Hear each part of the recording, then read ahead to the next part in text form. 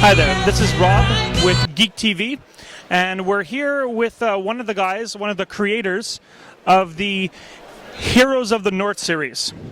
So why don't you introduce yourself and tell me a little bit about what this stuff is all about. It looks awesome. Hi, my name is Andy Bradshaw. They call me Anderson.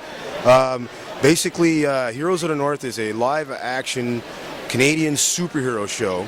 It's kind of a cross between let's just say the Avengers and a little bit of the Watchmen with the grit.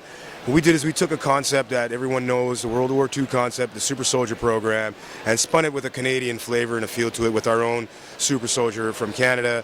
And, you know, we have obviously the Germans doing the bad guy thing, so we're using Joseph Mengele as like quote-unquote the Red Skull type of vibe, doing his experiments and stuff like that for the underground and the SS and all the dark arts and stuff that like Adolf was all into.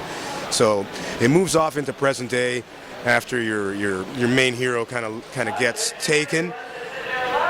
Then they have the descendants from these guys pop up later on into present day, and we build a whole new team for the CDO, which is the Canadian Defense Organization.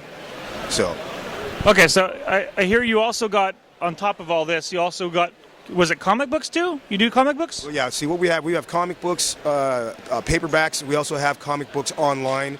So when you go online, you can actually watch the episodes. There are 20 episodes. We have the action figures as well, you know, and like all the accoutrements that you have when you start a concept like this. So it's straight up, it's that DC Marvel vibe, it's that whole thing, just that it's in-house, it's Canadian, it's Montreal, and it's just a bunch of people we got together. We got a nice budget, got a bunch of actors together and stuff like that. It's got all the swag going. So we kind of cook it up, you know, in a nice big pot, you know? Okay, so you're also one of the weapons coordinators. We have Mary Claude, who's at the booth here with us today. She's she's a clothing designer. Yeah. She designs the costumes, like all the soft stuff. Like now, we're changing our look. We had a lot of latex, and she got into doing some leather. She's a cosplay celebrity, actually. So I do the hard armor now, like all the big steel stuff, or the hard plastic, cyborgs and robots, and she cuts the leather. So I'll still draw and do the designs, and then she'll cut and sew up the new leather look that we're going to use, much like what you see in like Daredevil, X-Men, and all that stuff, all the Marvel products that have been coming out. So right now for DC Marvel, everybody's coming out with a superhero card playing game. Yeah. Have you guys considered that yet? Well, in terms of some of the merchandise and stuff like that, we have thought about, you know, making the playing cards, or, you know, the mini comp card and stuff like that with all the history, the powers, this, that, you know what I mean? Kind of like a Z sheet back in the day. Yeah. So we're thinking about that. And getting back to what you said earlier about weapons coordinator, I do coordinate the weapons play. I do also coordinate the fights and some of the action overall and stuff like that on the show, as well as playing one of the actors and characters in the show. Cool. I'm going to step off for a minute. All right, people out there, you know what time it is. Heroes of the North, www.heroesofthenorth.com. Hi there, my name is Philip Benoit. We're here from Eclat de Brilliance. We make all kinds of really cool jewelry, steampunk apparel, and funky special effects stuff.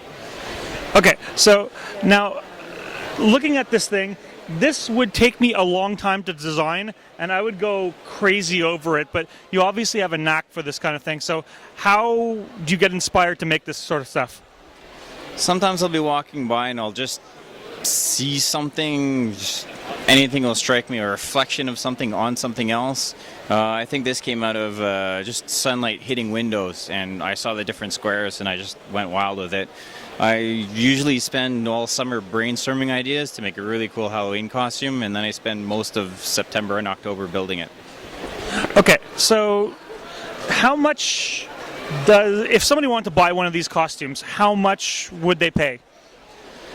I'd have to figure out just basically how much time I spent on it, and then from there I'd calculate, you know, what I need to cover for it. I couldn't really give a ballpark. Maybe, depending on the time, between 200 and 500, and there's also the complexities. So. Okay, so it's sort of similar to one of the medieval sets of armor that, you know, you get a really nice piece and you pay a price for it, but I mean, look at this thing, it's awesome, so it's totally worth it, right?